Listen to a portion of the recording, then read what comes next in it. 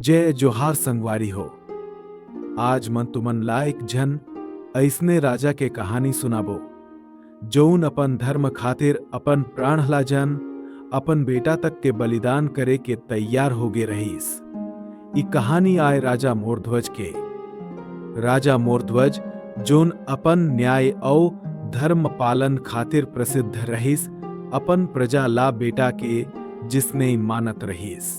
महल के बात होवे वोकर रानी औ बेटा ताम्रध्वज संग वो अपन राजधर्म के पालन करत रहीस। एक दिन भगवान श्री कृष्ण और अर्जुन साधु संत के भेष में राजा के दरबार में पहुंचे। उनकर परीक्षा लेबर उनकर एक विचित्र मांग करे।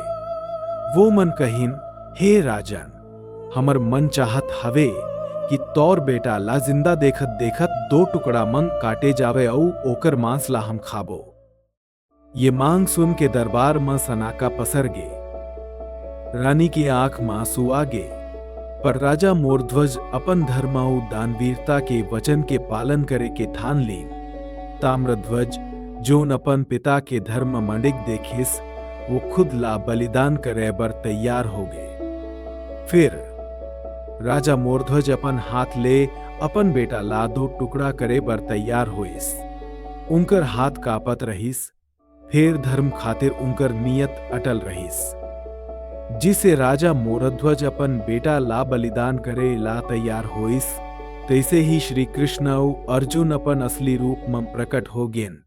वो मन राजा ला आशीर्वाद देके कहिन, हे राजन, तौर अटल धर्म ओ बलिदान के भावना ला हम प्रणाम करत हवन।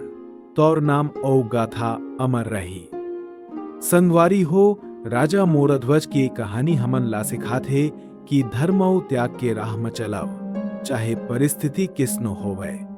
राजा के गाथा आज भी हमर संस्कृति और परंपरा मन जिंदा हवाए।